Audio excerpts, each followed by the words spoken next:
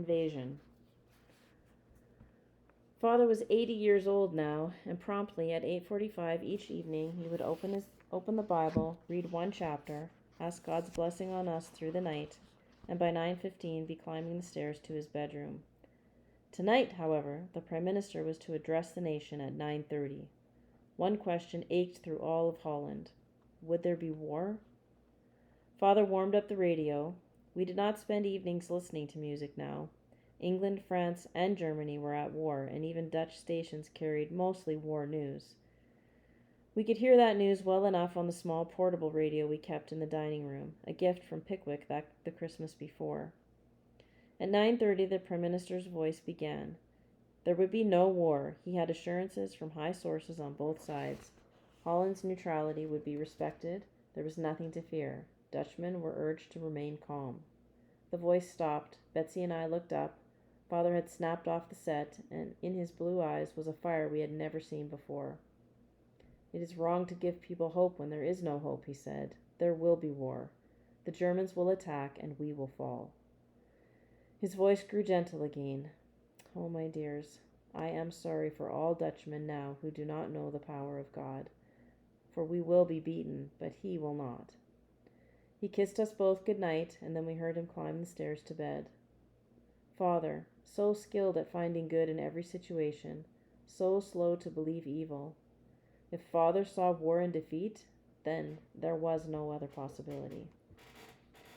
I sat bolt upright in my bed. What was that? A brilliant flash followed a second later by an explosion that shook the bed. I scrambled to the window and leaned out. The patch of sky glowed orange-red. I whirled down the stairs. At Father's room, I pressed my ear against the door. Between bomb bursts, I heard the regular rhythm of his breathing. I dived down a few more steps and into Tante Jan's rooms. Betsy had moved into Tante Jan's sleeping cubicle to be closer to the kitchen and the doorbell. She was sitting up in bed. Together, we said it. War. It was 5 hours after the Prime Minister's speech. We tiptoed to Tante Jan's front room, where the glowing sky lit the room with a strange brilliance. Betsy and I knelt down for what seemed like hours, praying for our country, for the dead and injured tonight, for the Queen. Then Betsy began to pray for the Germans, up there in the plains, caught in the evil loose in Germany. I looked at my sister kneeling beside me in the light of burning Holland. Oh, Lord, I whispered, listen to Betsy, not me, because I cannot pray for those men. It was then that I had the dream. It could not have been a real dream because I was not asleep, but a scene was suddenly and unreasonably in my mind.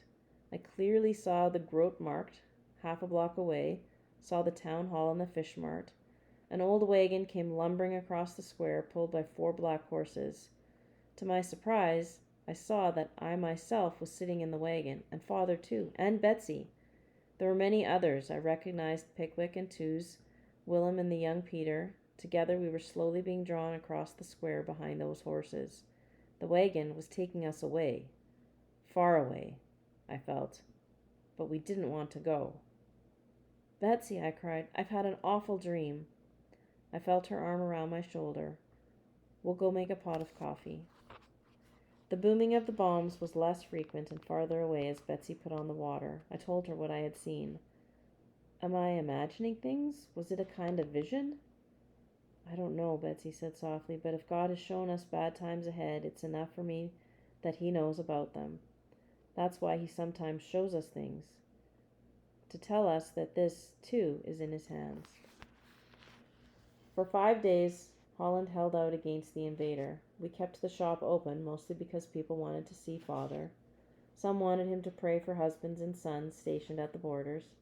Others, it seemed, came just to see him sitting there beside his workbench, as he had for 60 years, and to hear in those ticking clocks a world of order and reason. I never opened my workbench, but joined Betsy in making coffee and carrying it down. We brought down the portable radio, too, and set it up. After that first night, although we often heard planes overhead, the bombing never came so close again. Then the radio carried the news we dreaded. The Queen had left. I did not cry the night of the invasion, but I cried now. In the morning, the radio announced tanks advancing over the border. Suddenly, all of Harlem was in the streets. Even father, whose daily stroll was as predictable as his clocks, broke his routine to go walking at the unheard of hour of 10 a.m. It was as though we wanted to face what was coming together, united. The three of us walked with the crowd in the street. A window flew open. "We've surrendered!" The walkers in the street stopped short. A boy of maybe 15 turned to us with tears rolling down his cheeks. I would have fought. I would have I wouldn't ever have given up. Father stooped down to pick up a small cherry blossom petal from the brick pavement. Tenderly, he inserted it into his buttonhole. "That is good, my son," he told the youngster, "for Holland's battle has just begun." During the first months of occupation, the hardest thing to get used to was the German uniform everywhere. German trucks and tanks in the street, German spoken in the shops. Soldiers frequently visited our store. They were getting good wages, and watches were among the first things they bought.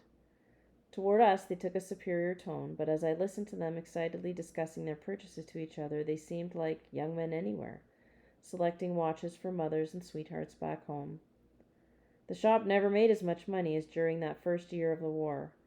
With no new shipments coming in, people bought everything we had in stock. The curfew at first was no hardship for us, since it was originally set at 10 p.m. What we did object to were the identity cards each citizen was issued. These small folders containing photograph and fingerprints had to be produced on demand. A soldier or policeman, the Harlem police were now under the control of the German commandant, might stop a citizen at any time and ask to see his card. It had to be carried in a pouch about the neck. We were issued ration cards, too. Newspapers no longer carried news we could trust, only long glowing reports of the successes of the German army. So we depended on the radio. Early in the occupation, Harlemers were ordered to turn in all radios. Since it would look strange if our household produced none at all, Peter suggested we turn in the portable and hide the larger, more powerful instrument. Peter was 16 at the time of the invasion and shared with other Dutch teenagers a restless energy. He installed the radio beneath a curve in the stairs just above Father's room and replaced the old boards, while I carried the smaller one down to where the radio collection was being made. "Is this the only radio you own?" asked the army clerk. I had known from childhood that the heavens rained fire upon liars, but I met his gaze. "Yes." I walked out of the building and began to tremble. For the first time in my life, I had told a conscious lie, and it had been so easy. But we had saved our radio. Every night one of us would remove the stair tread and crouch over the radio, the volume barely audible. Then one of us thumped the piano in Tante Jan's room as hard as she could. We listened to the news from England this way. The German offensive was everywhere victorious. Month after month, the Free Dutch broadcasts could only urge us to wait, to have courage, to believe in the counter-offensive which must surely someday be mounted. The Germans used our airport as a base for air raids against England. At night, we heard the growl of engines heading west. Occasionally, English planes retaliated, and then the German fighters might intercept them right over Harlem. One night, as dogfights raged overhead, I heard Betsy stirring in the kitchen and ran down to join her. We went into the dining room, where we had covered the window with heavy black paper. Somewhere in the night there was an explosion. The dishes in the cupboard rattled. We talked until the sound of planes died away and the sky was silent. I groped my way back up to my room. I felt for my bed in the dark. My hand closed over something hard on my pillow. Sharp, too. I felt blood trickle along a finger. It was a jagged piece of metal 10 inches long. I raced down the stairs with the shrapnel shard in my hand. Betsy and I went back to the dining room and stared at it in the light while she bandaged my hand. "On your pillow," she kept saying. "Betsy, if I hadn't heard you in the kitchen—" Betsy put a finger on my mouth. "Don't say it, Corrie. There are no ifs in God's world. The center of His will is your only safety." Oh, Corrie, let us pray that we may always know it. During the first years of German rule, there were only minor attacks on Jews in Holland. A rock through the window of a Jewish-owned store, an ugly word scrawled on the wall of a synagogue. It was as though they were testing to see how many Dutchmen would go along with them. The answer, to our shame, was many. The National Socialist Bond, NSB, Holland's organization of Nazi collaborators, grew larger and bolder with each month of occupation. Nazism was a disease to which some Dutch were susceptible. On our daily walk, Father and I saw symptoms spread. A sign in a shop window, "Jews will not be served." At the entrance to a public park, "No Jews." On the door of the library, in front of restaurants and theaters. A synagogue burned down, and the fire trucks came, but only to keep the flames from spreading to the buildings on either side. One noon, as Father and I followed our familiar route, the sidewalks were bright with yellow stars sewn to coat and jacket fronts. Men, women, and children wore the six-pointed star with the word Jude, Jew, in the center. We were surprised to see how many of the people we passed each day were Jews. Worst were the disappearances. Watches, repaired and ready, hung in the back of the shop month after month. We never knew whether their owners had been spirited away by the Gestapo or had gone into hiding before this could happen. One day, as Father and I were returning from our walk, we found the Grote Market cordoned off by a double ring of police and soldiers. Climbing into the back of a truck were men, women, and children, all wearing the yellow star. "Father, those poor people," I cried. The police line opened, and the truck moved through. We watched till it turned the corner. "Those poor people," Father echoed, but to my surprise he was looking at the soldiers. "I pity the poor Germans, Corrie. They have touched the apple of God's eye." We talked often, Father, Betsy, and I, about what we could do if a chance should come to help some of our Jewish friends. We knew that Willem had found hiding places at the beginning of the occupation for the German Jews who had been living in his house. Willem would be the one to ask. On a drizzly November morning in 1941, a year and a half after the invasion, I stepped outside to fold back the shutters. I saw 4 German soldiers coming down the Barteljorsrand, combat helmets low over their ears, rifles strapped to their shoulders. I shrank back and watched. At Wheels Furriers, directly across the street, the group stopped. One of the soldiers unstrapped his gun and with the butt banged on the door. The door opened and all 4 pushed inside. I dashed back through our shop and up to the dining room. "Betsy, hurry! Something awful is happening at Wheels." We reached the front door in time to see Mr. Veal backing out of his shop, the muzzle of a gun pressed against his stomach. The soldiers left him on the sidewalk, went back into the store, and slammed the door. We could hear glass breaking inside. Soldiers began carrying out armloads of furs. A crowd was gathering in spite of the early morning hour. Mr. Veal had not moved from his spot on the sidewalk. A window over his head opened, and a shower of clothes rained down on him, pajamas, shirts, underwear. Slowly, the old furrier began to gather up his clothing. Betsy and I ran across the street to help him. "Your wife," Betsy whispered. "Where is Mrs. Veal?" The man blinked at her. "You must come inside," I said, snatching socks and handkerchiefs from the sidewalk. We propelled the bewildered man across to the bay. In the dining room, Father greeted Mr. Veal without the slightest sign of surprise.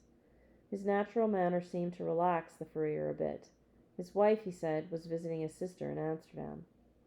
"We must warn her not to come home," Betsy said. Where were the Wheels to live? Father and Betsy and I exchanged glances. Willem. Someone had to go talk to Willem. It was not the kind of matter that could be relayed through the public phone system, and like most private telephones, ours had been disconnected early in the occupation. I went by train. When I reached the nursing home, Willem was not there, but Tyne and their 22-year-old son, Kik, were. I told them what had happened. "Tell Mr. Veal to be ready as soon as it's dark," Kik said. At nearly 9 p.m., the new curfew hour, Kik rapped at the alley door. Tucking Mr. Veal's clothing bundle beneath his arm, he led the man away in the night. 2 weeks later, I saw Kik and asked him what had happened.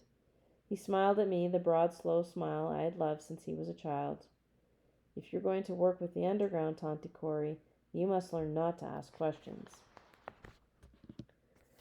Kik's words went around and round in my head. If you're going to work with the underground, was Kik working with this secret and illegal group? Was Willem? We suspected, of course, that there was an underground in Holland. Rumors abounded.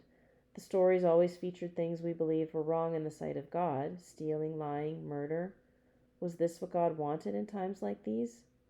How should a Christian react when evil was in power? Father now housed in Tante Jan's big mahogany bookcases a large collection of Jewish theology belonging to the rabbi of Haarlem. He had brought them to Father more than a year before, just in case I should not be able to care for them indefinitely. He had waved apologetically at the procession of small boys behind him, each staggering under the weight of several huge volumes. Books do not age as you and I do, old friend. They will speak when we are gone, to generations we will never see. The books must survive. The rabbi had been one of the first to vanish from Haarlem. As arrests of Jews in the streets became more frequent, I began picking up and delivering work for our Jewish customers myself, so that they would not have to venture into the center of town. One evening in the spring of 1942, I was in the home of a doctor and his wife, the Heemstras, and I were talking about the news of the day when down the stairs piped a childish voice, "Daddy, you didn't tuck us in." Dr. Heemstra was on his feet in an instant. With an apology to his wife and me, he hurried upstairs, and in a minute we heard a game of hide and seek going and the laughter of two children. In that instant, reality broke through the numbness that had grown in me since the invasion. At any minute there might be a rap on the door. These children, this mother and father, might be ordered to the back of a truck. Dr. Heemstra came back to the living room, and the conversation rambled on, but a prayer was forming in my heart. Lord Jesus, I offer myself for your people, in any way, any place, any time. Again that waking dream passed before my eyes. I saw those 4 black horses and the Grote Market. As I had on the night of the invasion, I scanned the passengers: Father, Betsy, Willem, myself, leaving Haarlem, leaving all that was sure and safe. Going where?